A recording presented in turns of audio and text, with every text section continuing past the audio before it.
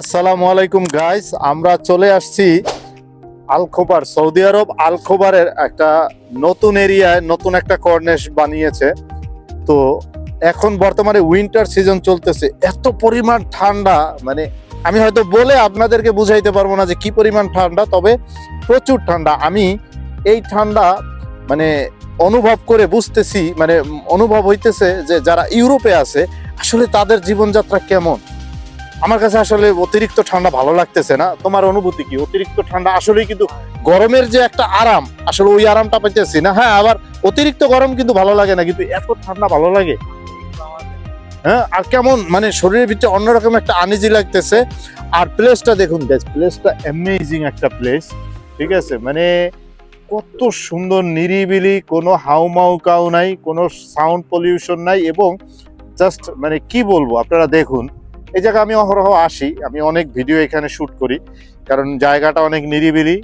ঠিক আছে, মানুষের কোলাহল নাই, যেই কারণে আমি এই জায়গাটা অহরহ আসি, এবং এখানে অনেক ভিডিও আমার শুট করা আছে। আপনারা যদি আমার প্রিভিয়াস ভিডিওগুলো দেখুন তাহলে দেখবেন যে আমি এই জায়গাটা অনেক ভিডিও শুট করেছি।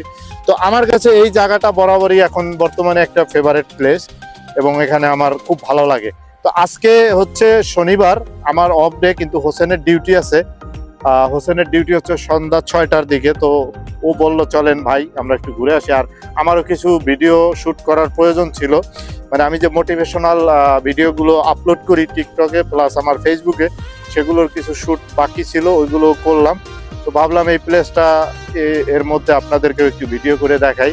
তো আমার কাছে সত্যি অ্যামেজিং লাগে প্লেসটা, আপনাদেরও আশা করি ভালো লাগবে। আপনাদের কার কাছে কেমন লাগছে সেটা অবশ্যই কমেন্টে জানাতে ভুলবেন না। দেখুন, অ্যামেজিং না? আজকে উইকেন্ড হওয়া সত্ত্বেও দেখেন লোকজনের কিন্তু অতটা কোলাহল নাই। ঠিক আছে, ইউজুয়ালি কিন্তু আসলে এই বন্ধের দিনগুলো প্রচুর ভিড় থাকে। তো তারপরও এই প্লেসটা এখনো আননোন মানুষের কাছে, অনেকেই এখনো জানেই না, বা অনেকে জানলেও আসার সুযোগ হয় না। ঠিক আছে, ঠান্ডার কারণে। আর এখন এত পরিমাণ ঠান্ডা, যেই কারণে আসলে মানুষ আসেও না। আমাদের এই যে হিরো, আপনাদের কাছে এই হিরোকে কেমন লাগছে কমেন্টে কিন্তু অবশ্যই জানাবেন। হ্যাঁ, আপনাদেরকে সে দাওয়াত দিচ্ছে। হিরো, কিছু বলো, আমার অডিয়েন্সকে কিছু বলো। হ্যাঁ, ধন্যবাদ। আপনাদের কাছে কেমন লাগলো হোসেনের বক্তব্যটা কমেন্টে অবশ্যই জানাবেন। ঠিক আছে, ঠিক আছে। আর তার সে বলতেছে সে শব্দ চয়নে তার ডিস্টার্ব হচ্ছে, এত সুন্দর ওয়েদারের ঠান্ডার কারণে সে কথা বলতে পারছে না গাইস। তবে আসলেই কিন্তু প্রচুর ঠান্ডা, মজা না, ফান না, সিরিয়াসলি প্রচন্ড ঠান্ডা। আর বিশেষ করে আমরা মিডল ইস্টে গরম অভ্যস্ত, ঠিক আছে, আমরা এরকম ঠান্ডা কখনো পাই না।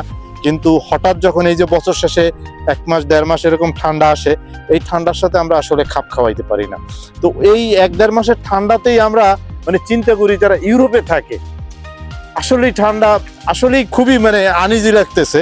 কিন্তু আবার হয়তো কি আমরা যেরকম গরমটাকে নিজের করে নিয়েছি, যারা ইউরোপে থাকে আমার মনে হয় যে তাদের কাছে আবার ঠান্ডার জিনিসটা ইউজ টু হয়ে যায়। তারা, আমাদের কাছে যেমন গরমটা ওরকম কষ্ট মনে হয় না, তাদের কাছে ঠান্ডাটা ওরকম কষ্ট মনে হয় না। তো যাই হোক, এই ছিল ভিডিওটা। আপনাদের কাছে কেমন লাগছে অবশ্যই কমেন্টে কিন্তু জানাবেন, কারণ কমেন্টে আপনারা মতামত জানালে ভুল ত্রুটিটা বোঝা যায় যে আসলে কি ভুল ত্রুটি ছিল। আর এই ধরনের ভিডিও হচ্ছে আমার পার্ট অফ লাইফ। আমি এই ভিডিওগুলো আসলে প্রফেশনালি ভাবে শুট করার কোনো ইচ্ছে আমার নাই, এটা জাস্ট আমার নর্মাল লাইফ যেরকম হয় ওই রকমই আমি আপনাদের কাছে ভিডিওটা আসলে প্রকাশ করতেছি। তো ভালো থাকবেন আপনারা, ভিডিওটা কেমন লাগছে অবশ্যই জানাবেন। আল্লাহ হাফেজ।